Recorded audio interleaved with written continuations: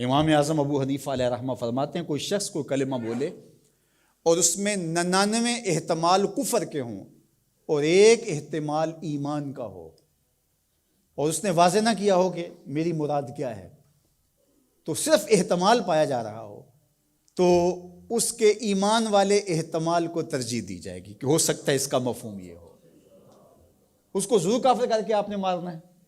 تو یہ جلد باز مفتی جو ہوتے ہیں، بلکہ وہ آج کل اصطلاح چلتی ہے فیس بک کی مفتی اور نابالغ مفتی، فتوے کو بھی کم از کم کوئی پختہ عمر آدمی ہو تو وہ فتویٰ دینا شروع کرے۔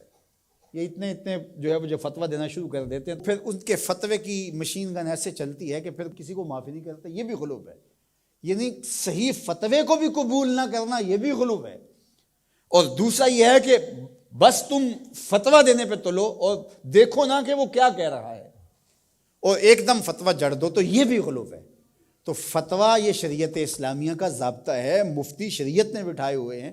حضور کے زمانے میں اور حضور علیہ السلام کے بعد باقاعدہ صحابہ مسائل بیان کرتے تھے، فتویٰ دیا کرتے تھے، لیکن حضرت صدیق اکبر رضی اللہ تعالیٰ عنہ کا زمانہ آپ دیکھیے، آپ نے 7-8 لوگوں کے علاوہ کسی کو جو ہے وہ اجازت نہیں دی تھی کہ وہ فتویٰ دے۔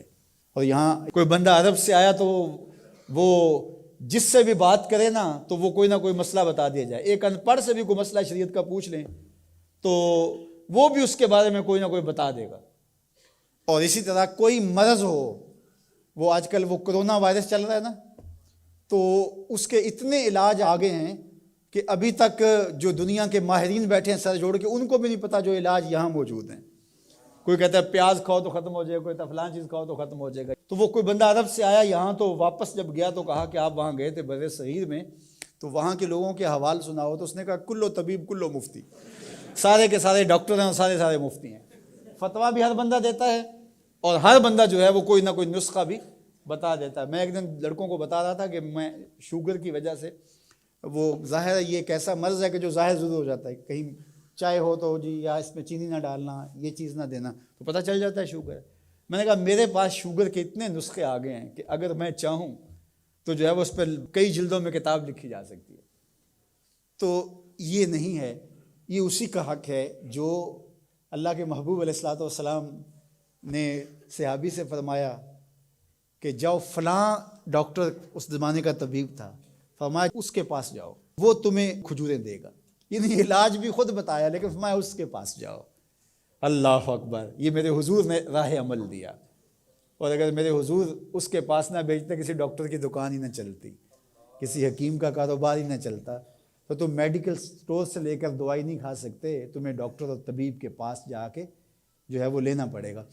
تو یہ فتویٰ بازی اور فتویٰ یہ دو الگ الگ چیزیں ہیں۔ یعنی ایک طبقہ وہ ہے کہ جو اس غلو میں آ جاتا ہے کہ کسی کی زبان سے کوئی بات نکلی نہیں ہے، اس کا مفہوم بھی واضح نہیں ہوتا تو اس پہ فتویٰ دے دیتے ہیں۔ اور دوسرا طبقہ یہ ہے کہ وہ صحیح فتوے کو بھی رد کر دیتے ہیں، یعنی وہ کہتے ہیں چھوڑو جی یہ فتویٰ بازی ہے، یہ وہ فتویٰ بازی کہہ کے شریعت کا کوئی پھر مسئلہ ہی نہیں بتا سکتا، پھر مفتی ہوتا ہے کس لیے ہے؟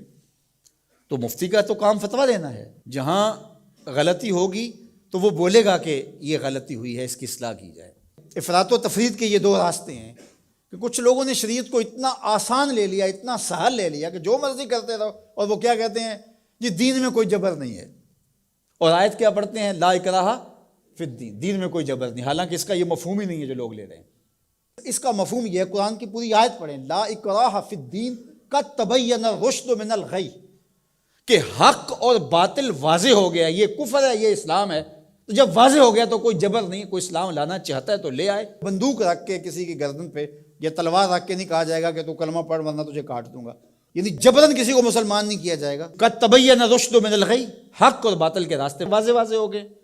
لیکن اس کا یہ مفہوم لوگوں نے لے لیا کہ دین میں کوئی جبر نہیں ہے، مطلب کیا کہ جو مرضی کرتا پھرے۔ میاں جب تم اسلام لے آئے ہو تو پھر اسلام کی پابندیاں تو تمہیں قبول کرنی پڑیں گی۔